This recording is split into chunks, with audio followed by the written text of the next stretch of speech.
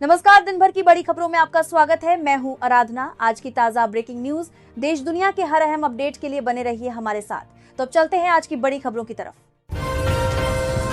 बांग्लादेश में Bangladesh nationalist party ने आम चुनाव में बड़ी जीत दर्ज करते हुए 300 में से 212 सीटें हासिल की हैं। इसके साथ ही तारिक रहमान नए प्रधानमंत्री के रूप में शपथ लेने जा रहे हैं। शपथ ग्रहण समारोह में भारत की ओर से प्रधानमंत्री नरेंद्र मोदी शामिल नहीं होंगे। उनकी जगह लोकसभा अध्यक्ष ओम बिरला भारत का प्रतिनिधित्व करेंगे। इसे भारत बांग्लादेश के मजबूत संबंधों का संकेत माना जा रहा है। बीजेपी सांसद निशिकांत दुबे ने कांग्रेस नेता राहुल गांधी के खिलाफ लाए गए सब्सटेंटिव मोशन की तुलना 1978 में इंदिरा गांधी के निष्कासन से की है। दुबे का कहना है कि यह प्रस्ताव गंभीर संवैधानिक प्रक्रिया का हिस्सा है, जिस पर सदन में बहस और निर्णय होगा। सब्सटेंटिव मोशन एक औपचारिक प्रस्ताव होता है, जिसके जरिए सदन किसी मुद्दे पर अपनी स्पष्ट राय दर्ज करता है। उत्तर प्रदेश के फर्रुखाबाद में बरेली हाईवे पर भीषण सड़क हादसा हुआ। कादीगेट थाना क्षेत्र में तेज रफ्तार डीसीएम मिनी ट्रक ने ऑल्टो कार को कुचल दिया, जिससे कार बुरी तरह क्षतिग्रस्त हो गई। हादसे में एक बच्चे समेत 3 लोगों की इलाज के दौरान मौत हो गई, जबकि एक व्यक्ति गंभीर रूप से घायल है। पुलिस ने मौके पर पहुंचकर राहत बचाव कार्य किया, हाईवे पर लगे जाम को खुलवाया और फरार चालक की तलाश शुरू कर दी है। मामले की जांच जारी है। बीबीसी हिंदी के ब्लॉग में कहा गया है कि जेफरी एप्स्टीन मामला सिर्फ एक व्यक्ति का अपराध नहीं, बल्कि पैसा, ताकत और रसूख के मर्दाना तंत्र का उदाहरण है। 2005 से शुरू हुए आरोपों के बाद 2008 में एप्स्टीन दोषी ठहराया गया। फिर 2019 में दोबारा गिरफ्तारी हुई और जेल में उसकी मौत हो गई। उसकी सहयोगी गिलेन मैक्सवेल को 2021 में सजा सुनाई गई। ब्लॉग के मुताबिक यह मामला दिखाता है कि ताकतवर लोगों के खिलाफ आवाज उठाना कितना मुश्किल, लेकिन कितना जरूरी है। आगरा में विकास की बड़ी सौगात। आगरा में नेशनल हाईवे 19 से नागर अटूस और पनवारी मार्ग सहाई नहर पुल तक 8 किलोमीटर सड़क का 38.5 करोड़ रुपए की लागत से चौड़ीकरण और सुदृढ़ीकरण होगा। ये मार्ग चौधरी बाबूलाल के प्रयासों से स्वीकृत हुआ, जिसे मुख्यमंत्री योगी आदित्यनाथ ने मंजूरी दी। परियोजना से दर्जनों गांवों को राहत मिलेगी और जाम की समस्या कम। संयुक्त राष्ट्र महासचिव एंटोनियो गुटेरेस ने कहा है कि वैश्विक मामलों में भारत का असर लगातार बढ़ रहा है और एआई समिट की मेजबानी के लिए भारत सही जगह है। 16 से 20 फरवरी तक नई दिल्ली में होने वाले एआई इंपैक्ट समिट में 20 देशों के शीर्ष नेता शामिल होंगे। गुटेरेस ने जोर देकर कहा कि आर्टिफिशियल इंटेलिजेंस कुछ देशों तक सीमित न रहकर पूरी मानवता के हित में विकसित होना चाहिए। बांग्लादेश में 17 फरवरी को होने वाले शपथ ग्रहण समारोह में प्रधानमंत्री मोदी शामिल नहीं होंगे।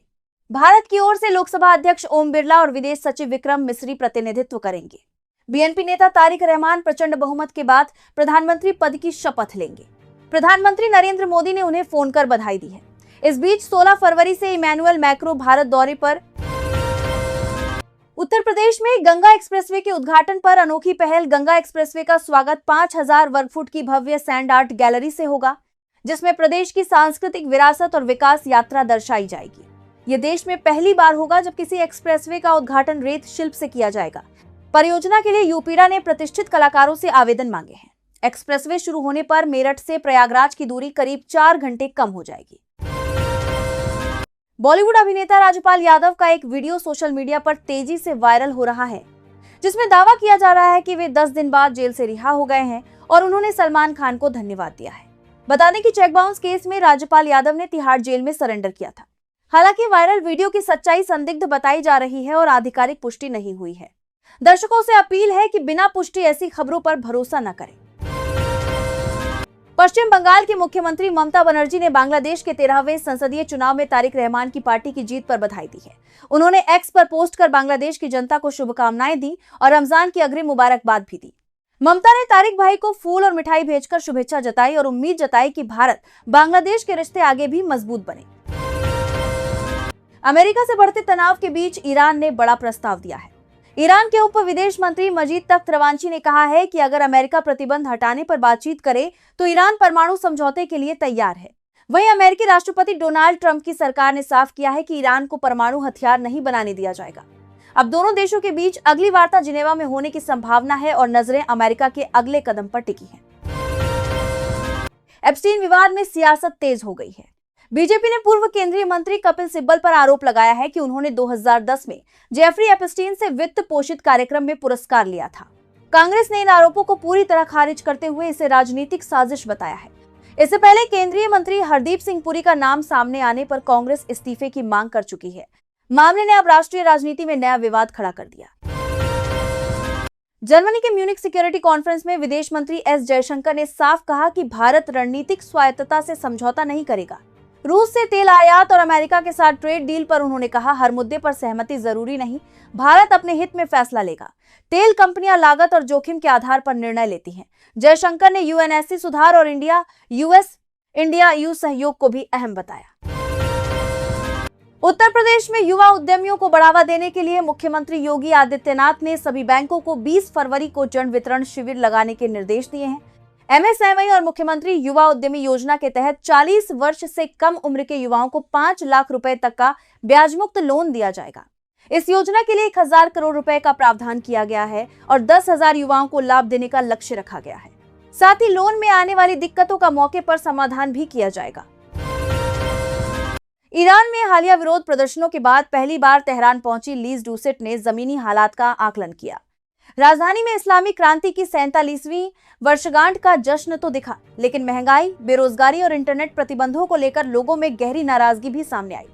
राष्ट्रपति मसूद पेजश्कियान ने समस्याएं स्वीकार करते हुए सुधार का भरोसा दिया, जबकि सर्वोच्च नेता अली खामेनेई ने सख्ती के संकेत दिए। ईरान इस समय आर्थिक दबाव और राजनीतिक असंतोष के बीच अहम मोड़ पर खड़ा है। बिहार के पटना में नीट छात्रा की संदिग्ध मौत मामले में केंद्रीय अन्वेषण ब्यूरो ने जांच तेज कर दी है। सीबीआई टीम जहानाबाद स्थित पीड़िता के गांव पहुंची और करीब 3 घंटे तक घर में छानबीन कर परिवार से पूछताछ की। इससे पहले पटना के प्राइवेट हॉस्टल में भी जांच हो चुकी है, जहां छात्रा बेहोश मिली थी और 5 दिन बाद उसकी मौत हो गई थी। एजेंसी अब मौत की असली वजह और संभावित लापरवाही की कड़ियों को जोड़ने में जुटी है। उत्तर प्रदेश के चंदौली में कोडीन युक्त कफ सिरप तस्करी मामले में बड़ी कार्रवाई हुई है। मुगलसराय पुलिस और क्राइम ब्रांच की संयुक्त टीम ने आरोपी स्वप्निल केसरी और उसके परिवार से जुड़ी करीब 3.5 करोड़ रुपए की 6 अचल संपत्तियां कुर्क की हैं। ये संपत्तियां बेचूपुर, चंदासी और हरिशंकरपुर गांवों में स्थित हैं। पुलिस के मुताबिक अवैध मादक पदार्थ कारोबार से अर्जित संपत्ति पर यह कार्रवाई की गई है और मामले की जांच जारी है। राज्यसभा में कांग्रेस अध्यक्ष मल्लिकार्जुन खड़गे के भाषण के कुछ अंश रिकॉर्ड से हटाए जाने पर विवाद खड़ा हो गया है। खड़गे ने इसे लोकतंत्र और अभिव्यक्ति की आजादी के खिलाफ बताते हुए कड़ी आपत्ति जताई है। उनका कहना है कि हटाए गए हिस्से सरकार की नीतियों और प्रधानमंत्री की आलोचना से जुड़े थे, जो धन्यवाद प्रस्ताव की चर्चा के दायरे में थे। उन्होंने सभापति सीपी राधाकृष्णन से अंश बहाल करने की मांग की है। चेतावनी दी है कि न्याय न मिलने पर वे इसे जनता के बीच जारी करेंगे।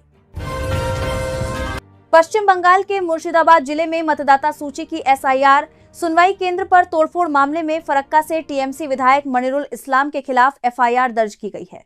कार्रवाई भारत निर्वाचन आयोग के सख्त निर्देश के बाद हुई, जिसने देरी पर नाराजगी जताई थी। विधायक ने आरोपों को राजनीतिक साजिश बताया है, जबकि भाजपा ने गिरफ्तारी की मांग की है।